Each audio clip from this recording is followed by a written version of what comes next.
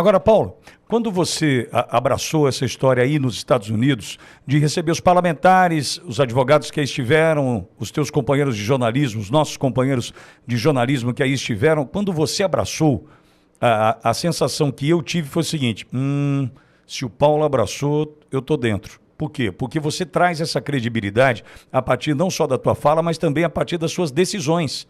Se o Paulo abraçou a ideia, é porque a ideia pode prosperar. Se o Paulo encarou essa, é porque a gente pode avançar. Então, eu quero que fique claro, Paulo, porque a gente está aqui tão longe, né, mas te assistindo aí, defendendo o que você defende, que são os mesmos valores que os nossos, nos dá essa segurança.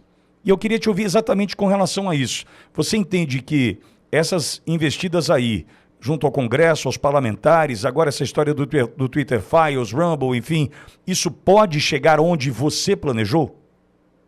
Pode, porque o que aconteceu nessa história, né? Primeiro, são dois lados que a gente tem que observar do tabuleiro. O primeiro é você entender que não há um problema apenas no Brasil. Há um vírus se espalhando pelo mundo contra a liberdade de expressão. E o ministro Barroso articula muito isso, dizendo que a extrema-direita se protege com o discurso de liberdade de expressão. Não é isso. É que realmente há apenas pela parte da esquerda no mundo inteiro, uma tentativa louca de frear a liberdade de expressão, porque depois que eles perderam o monopólio da imprensa que eles tinham, eles começaram a tomar fumo em todas as eleições. Oi, eu vou ter que parar o vídeo só para te atualizar. A perseguição implacável continua. Desde dezembro de 2022 eu continuo sem passaporte, com as contas bancárias bloqueadas, redes sociais banidas no Brasil e muito mais.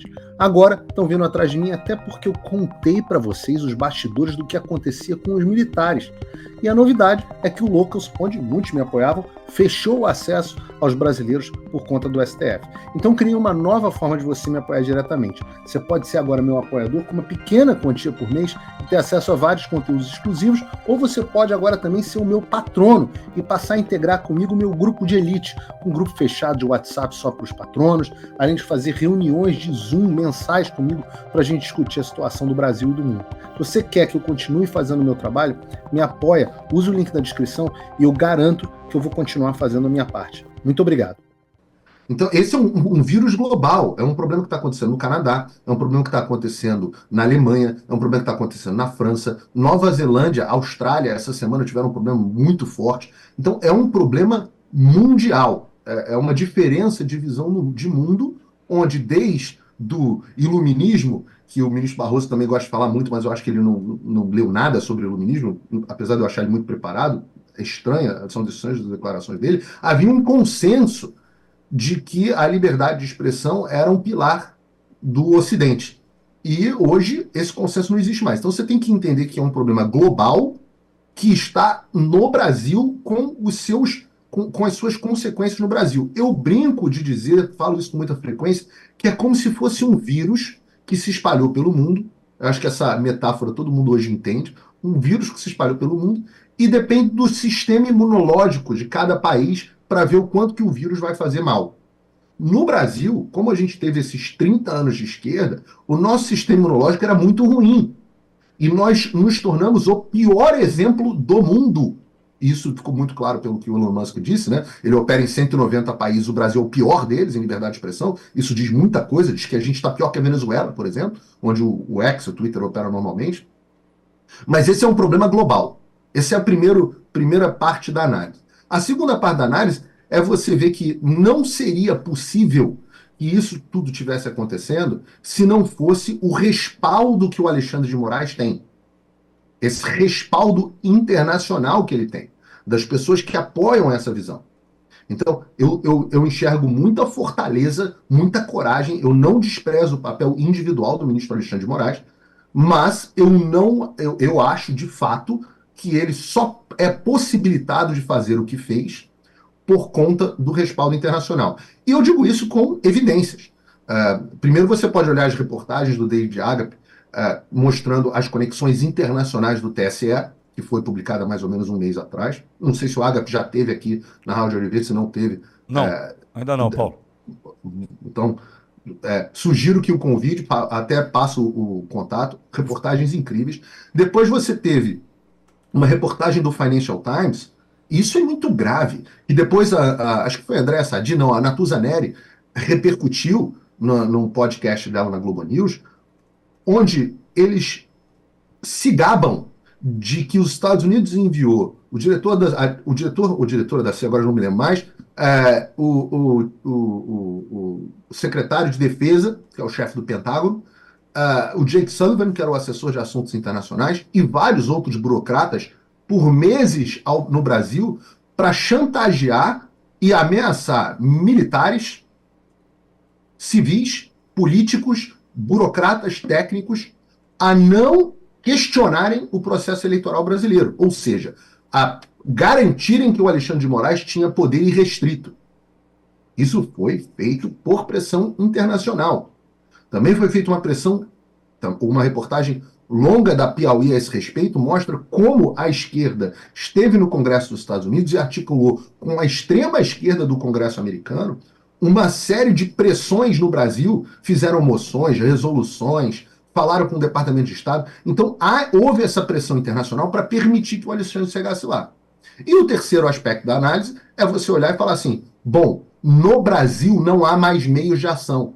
O Nicolas Ferreira, meu amigo, de quem eu admiro tanto, deputado, ele fez um discurso uma vez, mais ou menos uns 6 meses, um ano atrás, acho que uns 6 meses atrás, muito emocionado, onde ele diz, eu queria fazer mais.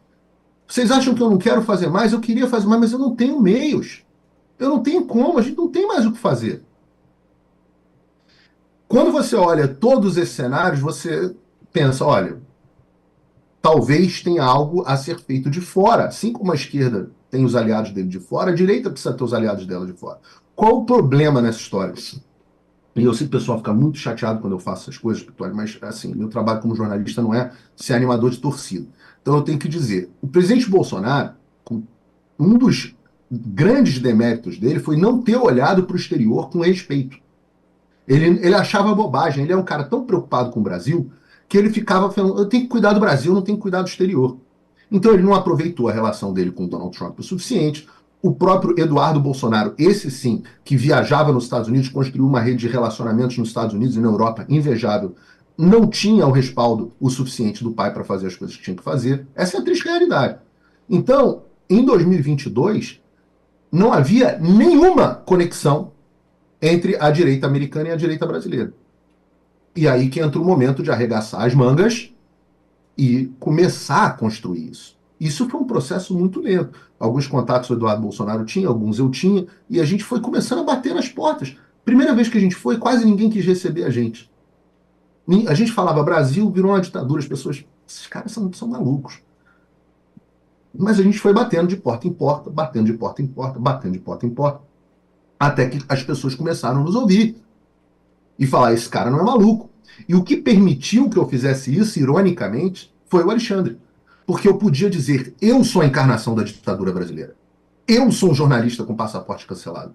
Eu sou um jornalista censurado. Eu sou um jornalista perseguido. E não é qualquer jornalista, é o jornalista que apresentava o programa mais assistido de política do Brasil. Prêmio Best, melhor programa político do Brasil, todas as premiações. Eu sou bloqueado. E aí as pessoas começaram a ouvir. Primeiro um congressista aqui, depois outro ali. Aí a gente encontrou o Chris Smith, que já conhecia o Brasil, o membro mais antigo do Congresso dos Estados Unidos, o presidente o chairman, né? Aqui não sei como é que chama no Brasil, presidente do Subcomitê de Direitos Humanos do Comitê de Relações Exteriores, uma pessoa muito influente, e a gente começou até a mensagem sendo propagada. Ainda tem muita coisa para fazer. A gente abriu uma nova frente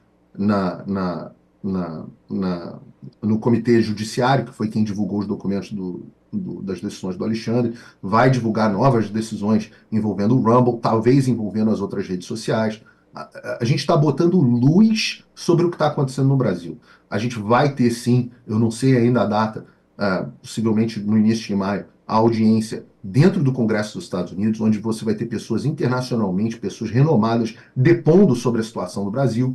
Você tem em curso, eu já vi o primeiro rascunho, um projeto de lei que vai ser apresentado ao Congresso dos Estados Unidos impondo sanções econômicas e sanções aos indivíduos envolvidos, inclui o Alexandre de Moraes, envolvidos na violação de liberdade de expressão no Brasil e direitos humanos. Esse é um processo. É um processo. Paulo, Qual o objetivo? Qual o objetivo final? O objetivo final é lançar luz sobre o que acontece no Brasil e para que as pessoas moderadas, digamos assim, as do meio, que até agora aplaudiram o Alexandre, que elas percebam que ele ultrapassou todos os limites. E a gente já vê sinais disso.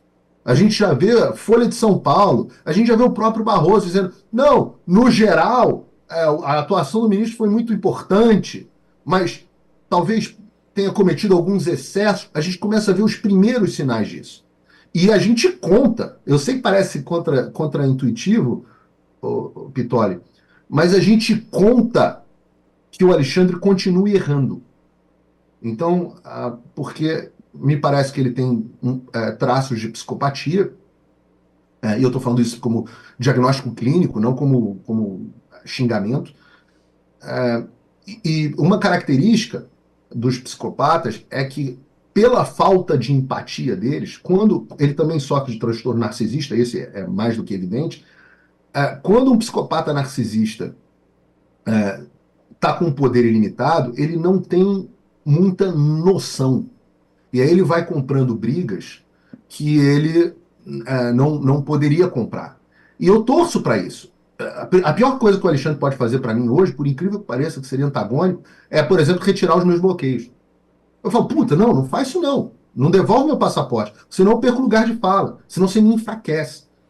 Então eu preciso que ele continue errando, eu quero que ele continue a tempos veritas, eu quero que ele continue para mostrar que ele tem força. E conforme isso for se tornando evidente, pode até prender o Bolsonaro, embora eu ache hoje isso menos provável do que já foi, conforme ele for errando, o nosso trabalho vai ficando mais fácil. E uma hora eu aposto, ô Pitoli, que o sistema vai expelir o Alexandre. E um componente fundamental para isso, só para terminar, que eu não tenho controle, é a eleição do Donald Trump. Porque no momento que o Trump for eleito, é game over para ele.